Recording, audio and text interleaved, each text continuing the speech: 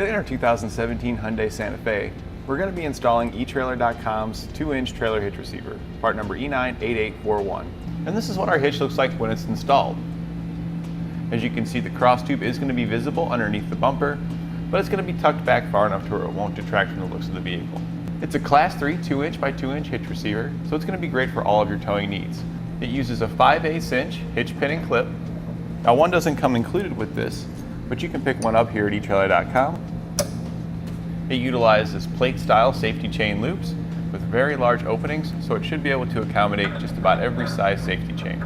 It features a 900-pound tongue weight, and that's the force going down on top of the receiver, and a 6,000-pound gross towing capacity. That's how much it can pull behind it. When utilizing a weight distribution system, the tongue weight's going to remain the same, but the gross towing capacity is going to increase to 8,000 pounds. You do want to verify in your vehicle's owner's manual that you're not exceeding its towing capacities. And now I've got some measurements for you to help you when deciding on accessories. From the ground to the top inside edge of the receiver tube, it measures about 13 inches. This is important when deciding if you need to drop, rise, or raise shank on any of your accessories. From the center of the hitch pinhole to the edge of the rear bumper, it measures about 5.5 inches. This is important when determining if any of your folding accessories can be placed in the upright storage position without contacting the bumper. We'll begin our installation under the vehicle. We've already lowered down the spare tire out of the way to give ourselves some more room to work. Next, we'll lower down our exhaust. Before you do that, you're going to put a strap or something into place to prevent it from falling too far and causing any damage. We'll now remove the 3 rubber isolators that keep our exhaust up. We'll use some lubrication to make it easier to get those off. Then just take a little pry bar or similar tool and just pry it off of there.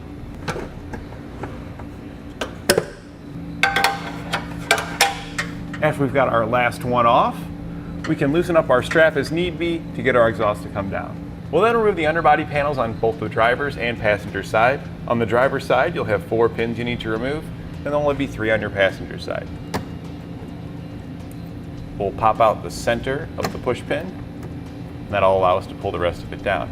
You can do this with a flat-bladed screwdriver or a trim panel remover tool. Once you've removed all the clips, you just want to pull it down. There are 2 plastic nuts up here. They're not unscrew nuts. You just simply pull them off. And now we'll take off our passenger side. We'll now clean the weld nuts located on the bottom of the frame on each side. I'm just going to spray that with some lubricant and use a bristled brush to clean them out. You can pick up bristled brushes here at Etrailer.com. We'll do that for all the remaining holes. Each of the small bolts that come in your kit will have a conical tooth washer placed on them with the teeth facing away from the head of the bolt. You'll have a total of 4 that you're going to assemble like this. We'll now raise our hitch into position. You want to make sure when you're raising up your hitch on your passenger side that you put the hitch between the frame and the bumper locator pin. We'll take the assembled hardware that we made, slide it up through the bottom of the hitch, and thread it into the bottom, right into our existing weld nut. Once you've got one started on each side, it'll hold itself in position, making it easier to install the rest of your hardware. On your driver's side, you'll take the long carriage bolts and slide them through the hitch in the frame. And then on our passenger side, we'll be sliding in the same bolts from the outside of the frame, but we want to go through the small bracket that comes with it.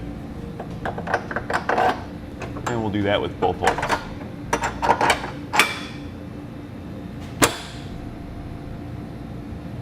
Now on the inside, you may notice that the bumper locator pin may interfere with placing the nuts on, so you may need to pry it out of the way or cut it off.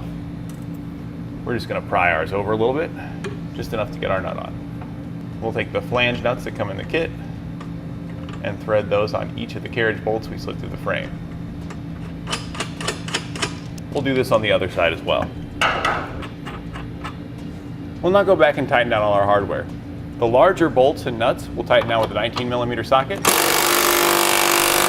and the smaller underside bolts will tighten down with a 17mm socket. Then torque down all of your hardware to the specifications found in your instructions.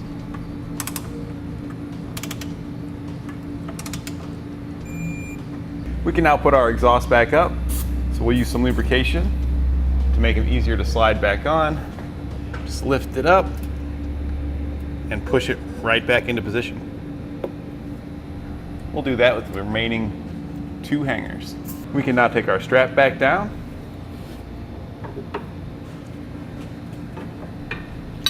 and reinstall our side panels. And all that's left is to put our spare tire up. And that completes our installation of Etrailer.com's 2-inch trailer hitch receiver on our 2017 Hyundai Santa Fe.